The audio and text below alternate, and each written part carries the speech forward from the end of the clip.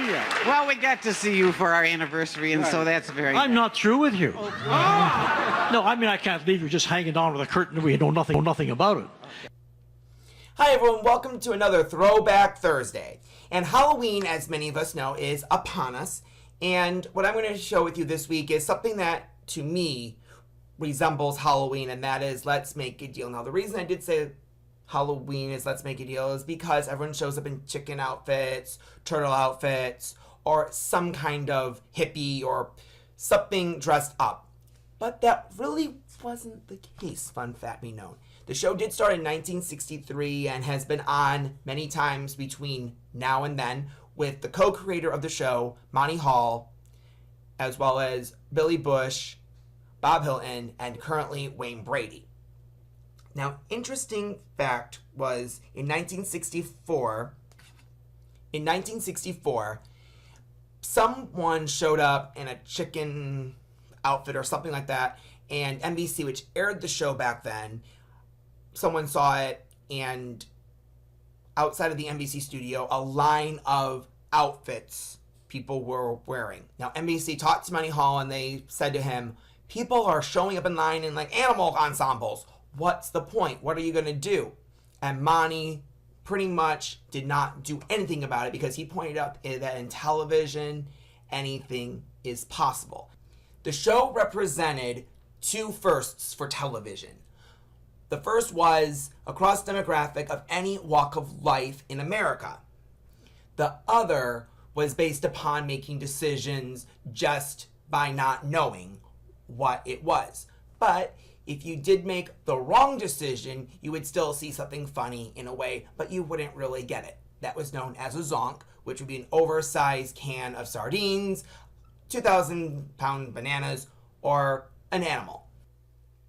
At first, I was afraid of the zonks,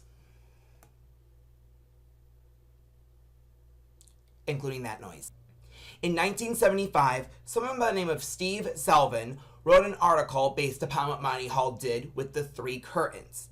For instance, in this episode from 1985, we see models Karen LaPierre and Melanie Vince showing off those three curtains. Now, behind one of those curtains, there were to be a car. Now, the host, Monty, or nowadays Wayne, would ask you which curtain do you think has the car. Now we're going to go with curtain number 3. Let's say that has the car. Now we first take a look at curtain number 1. And there we see something that Wayne does with his show, and that is take a little bit of a cartoon. And that would be the zonk. Now, this is where the problem comes into play. Now, you already know what's behind curtain number 1, but then he offers you the chance to change your mind between curtain number 2 from curtain number 3. Now, the theory suggests that you should change your mind because then you have a 50-50 chance. But then it's anyone's guess.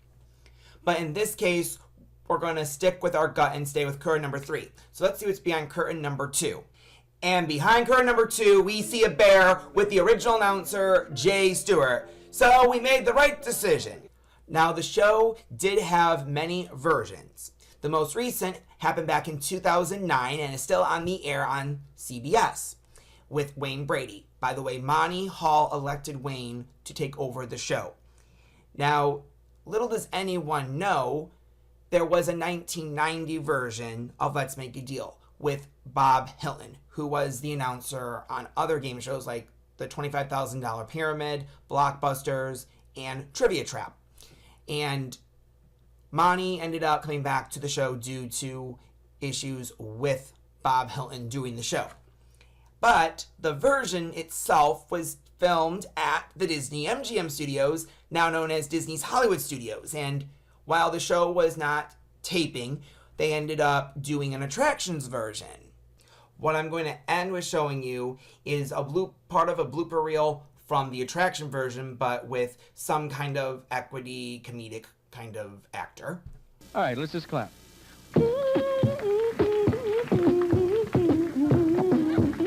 Don't worry. Be happy. And the attraction was where Toy Story Midway Mania now is. So I'm going to end with you by showing the TV version from 1990 of Let's Make a Deal. So until we meet again, John Toomey saying, you are you, and I am me. Together we can make a difference. Bye, everyone.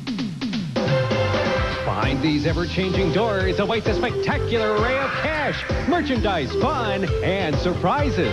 Today, from the Disney MGM Studios in Florida, Stage 1 is packed with people from all over the world ready to play America's favorite game, Let's Make a Deal. And now, here's our special guest host, ladies and gentlemen, the big dealer himself, Monty Hall. Thank you very much for coming. Good to see you guys. So do you. Thank you very much. Thank you. Thank you for coming. Have a good time here today.